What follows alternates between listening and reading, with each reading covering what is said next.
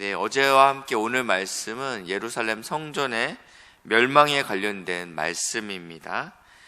먼저 14절 한번 보실까요? 멸망에 가증한 것이 서지 못할 것에 선 것을 보고는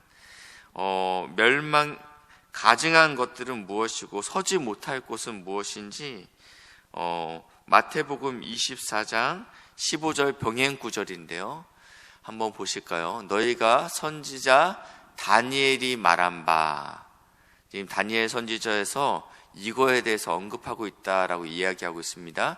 내 멸망에 가증한 것이 거룩한 곳에 선 것을 보거늘, 이 병행 구절인데 여기는 서지 못할 곳을 거룩한 곳이라고 표현하고 있습니다. 그럼 우리 다니엘서로 한번 넘어가 보겠습니다. 다니엘서 11장 31절 말씀인데요. 이제 가증한 것이 무엇인지에 대해서 나와 있고요. 군대는 그의 편에 서서 성소, 서지 못할 곳이 지금 성소, 거룩한 곳이라고 표현되고 있죠. 견고한 곳을 더럽히며 매일 드리는 제사를 폐하며 멸망하게 하는 가증한 것을 세울 것이며 라고 표현하고 있습니다. 그러니까 이 다니엘서의 말씀이 어떻게 성취될 것인지에 대해서 예수님이 오늘 말씀하고 있습니다. 예루살렘 성전은 주후 70년에 완전히 멸망했다라고 말씀드렸습니다. 로마 장군 티투스 장군에 의해서 완전히 멸망했다라고 표현하고 있습니다. 그 당시 역사학자는 이 예루살렘의 멸망으로 인해서 죽은 민간인만, 그러니까 군인들 말고 민간인만 110만 명 정도가 죽었을 것이다라고 이야기하고 있습니다. 당시가 또 6월절 기간이었기 때문에 디아스포라로 흩어진 열방에 흩어진 유대인들이 명절을 지키기 위해서 예루살렘에 모였기 때문에 그 수많은 사람들이 그때 죽었다라고 표현하고 있습니다. 로마 장군이 이때 이 성전을 멸망시키면서 그들의 군합발이 그 제단의 뜰에 들어오게 되고 또 돼지 제사로, 그러니까 이스라엘에게는 가증한 것들이죠. 사실은 돼지를 먹지 않지 않습니까? 부정한 것이기 때문에. 근데 이 돼지의 머리를 그 제단에 드렸다라고 역사학자들은 이야기하고 있습니다. 이러한 일들이 일어날 때 그때 유대에 있는 자들은 어떻게 하라? 산으로 도망할지어다. 15절입니다. 지붕 위에 있는 자는 내려가지 말고 집에 있는 무엇을 가지러 들어가지 말며 밭에 있는 자는 겉옷을 가지러 뒤로 돌이키지 말지어다. 그날에는 아이벤 자들과 젖먹이는 자들에게 화가 있을 것이다. 이 상황의 다급함을 이렇게 표현하고 있습니다. 뒤를 돌아보지 말고 물건을 챙기러 집에 들어가지 말고 곧장 도망가라 라고 표현하고 있고요. 누가복음 23장 27절 말씀인데요. 아이벤 자들과 젖먹이는 자들에게 화가 있으리로다, 이 말씀을 누가복음 23장에는 보라, 날이 이르면 사람이 말하기를 잉태하지 못하는 이와 해산하지 못한 배에 먹이지 못한 젖이 복이 있도다. 어떤 말씀이냐면 아이가 딸려 있으면 굉장히 이 피난길이 고되고 어렵지 않습니까? 더디지 않습니까? 네, 저희가 이제 유교를 겪지 않은 세대지만 이제 여기 계신 분들은 또 이 경험들이 그 부모님의 경험들이 있으실 거라고 생각이 드는데 그 인생이 참 고되지 않았습니까? 이와 마찬가지로 전쟁의 때, 그리고 이 예루살렘 성전의 멸망의 때 그만큼 혹독할 것이다에 대해서 이렇게 표현하고 있는 것입니다. 그날이 겨울이 되지 않도록 기도하라. 이는 그 날들이 환난의 날이 되겠습니다. 하나님께서 창조하신 시초부터 지금까지 이런 환난이 이후에도 없을 것이다. 예루살렘 성전을 포위했는데 이게 쉽사리 함락이 되지 않자 이들은 이제 굶겨 죽이기 위해서 로마의 7만 명의 군대가 예루살렘 성전을 에워쌌다고 표현하고 있습니다. 성전 안에서는 굶주림으로 인해서 사람들이 죽게 되고 심지어 굶주림에 지친 자들이 자신의 자녀들을 잡아먹는 일들이 비참하게 일어나고 있었습니다. 20절입니다. 만일 주께서 그 날들을 감하지 아니하셨더라면 모든 육체가 구원을 얻지 못할 것이거늘. 그러니까 그날이 얼마나 끔찍했는지에 대해서 계속적으로 이야기하고 있습니다. 21절입니다. 그때 어떤 사람이 너희에게 말하되 보라 그리스도가 여기 있다 보라 저기 있다 하여도 믿지 말라.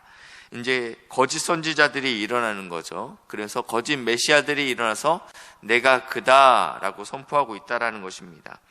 거짓 그리스도들과 거짓 선지자들이 일어나서 이적과 기사를 행하여 할 수만 있으면 택하신 자들을 미혹하려 하노라. 이것은 그 당시에 있는 그 예루살렘 멸망뿐만 아니라 주님의 때가 가까우면 가까울수록 이러한 일들이 일어난다라는 것이에요. 네, 내가 그다, 내가 메시아다, 내가 재림주다라는 것들이 더 자주 일어날 것이고 심지어 그들에게 능력 행함이 일어날 수 있다라는 것입니다.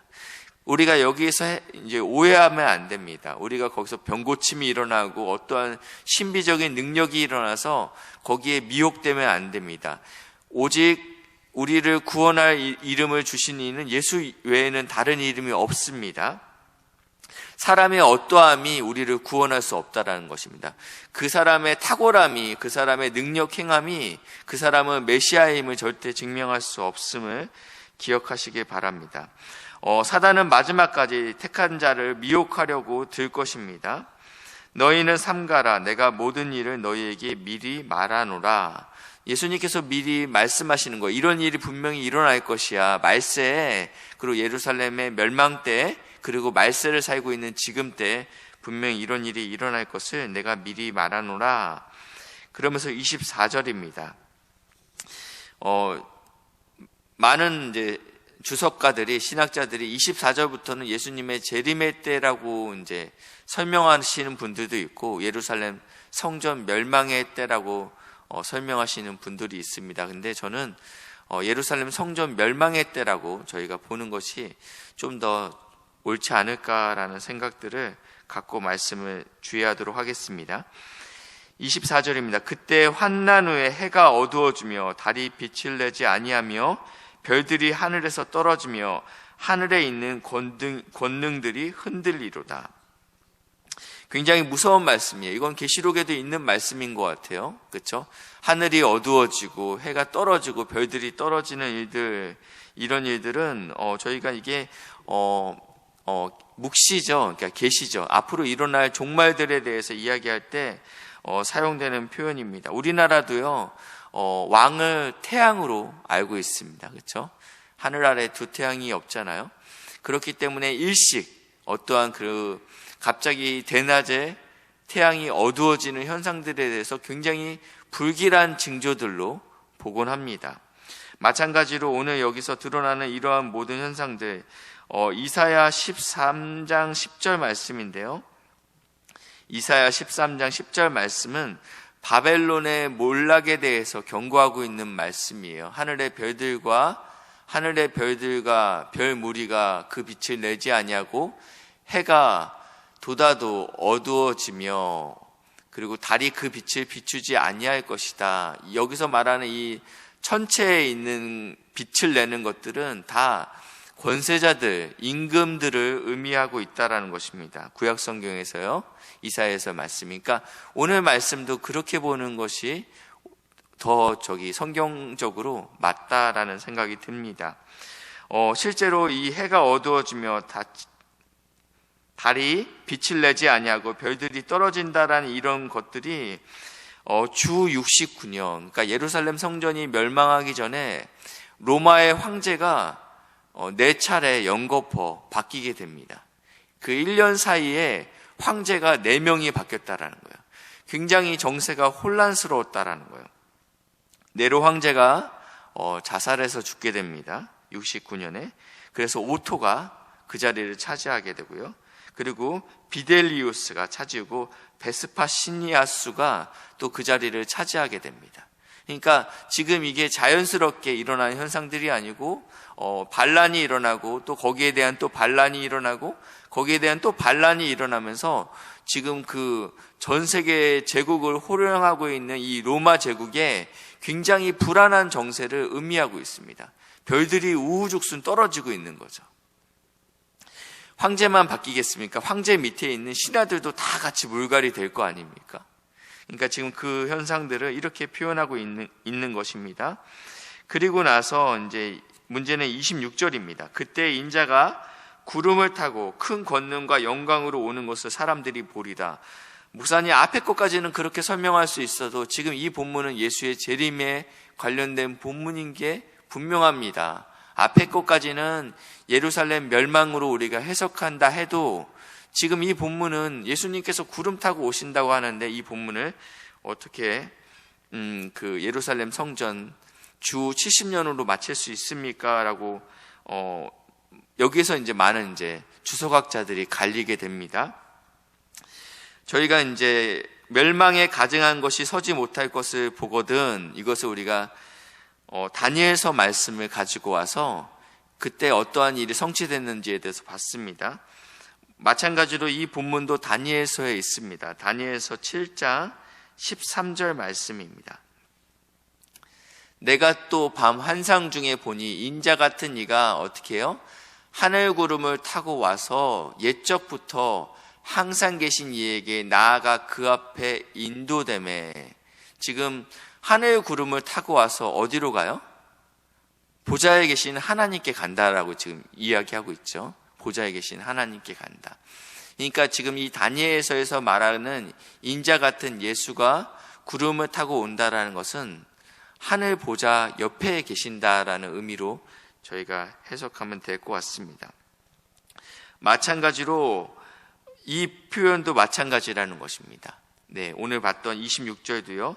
인자가 구름 타고 큰 권능과 영광으로 오는 것을 사람들이 보게 되리라. 이 표현은 예수님께서 구름을 타고 그 권능 보좌 우편에 앉으실 것이다 라고 이해하는 것이 맞는 표현인 것 같습니다. 저희가 이제 마가복음 12장 36절인데요. 이번 주 본문이었는데 제가 이 부분은 설명을 드리지 않고 넘어갔던 본문입니다. 마가복음 12장 36절인데요.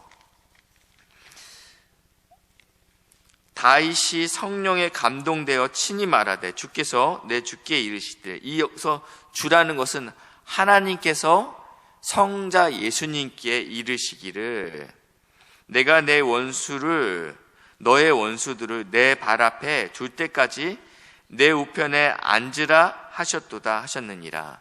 그러니까 성부 하나님께서 성자 예수님에게 너의 원수들을 네 발 앞에 꿇릴 때까지 너는 내 우편에 앉아 있어. 여기서 앉는다라는 것은요, 통치를 의미하고 있습니다. 예수님께서 하나님께서 보좌에 앉으셨다. 이것은 세상을 다스리신다, 통치하신다라는 의미가 있다라는 것입니다.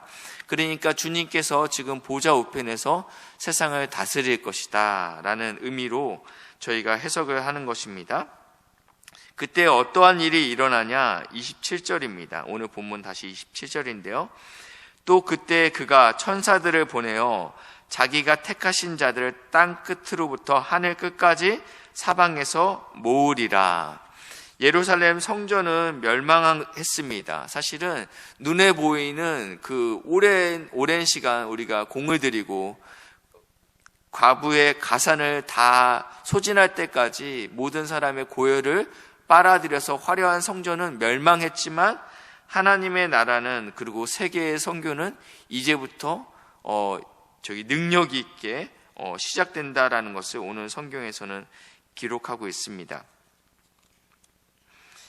어제 제가 말씀드렸습니다. 이 재난의 시작, 산통의 시작은 이제 시작된 거예요. 그때부터. 그러니까 예수님이 오신 때부터 말세가 시작됐다라고 우리가 표현하고 있거든요. 그러니까 이 말세는 지금이 말세가 아니고 예수님이 오시면서부터 말세가 시작돼서 예수님이 재림 때까지가 말세라고 우리가 신학적으로 표현하고 있습니다. 그런 이 기간 동안 이 산통은 한 번 오고 말아요. 주기적으로 온다고 말씀드렸죠. 그러니까 이 땅을 사고 있는 예수님을 따르는 제자의 삶이 그때 예루살렘 그때만 그랬던 것이 아니고 지금도 계속적으로 예수를 믿음으로 우리가 당하는 고통과 고난이 있다라는 것입니다. 내 이름으로 말미암아 모든 사람에게 미움을 받을 것이나 끝까지 견디는 자는 복되다, 구원을 얻을 것이라고 말씀하고 있습니다. 사랑하는 우리 믿음의 동역자 여러분, 이 땅 가운데서 고난을 당하는 것이 이상한 것이 아니다라고 예수님께서 미리 우리에게 말씀하셨습니다. 이 예수님 잘 붙들고 끝까지 견디는 복된 은혜가 있기를 주님의 이름으로 축복합니다. 기도하시겠습니다. 사랑의 주님 감사합니다. 참 말세가 어렵고 고통스럽지만 우리가 예수님 잘 붙들고 이 싸움을 끝까지 싸워낼 수 있도록 은혜를 부으시고 감당할 수 있는 힘을 허락하여 주시옵소서. 감사드리며 예수님의 이름으로 기도했습니다. 아멘.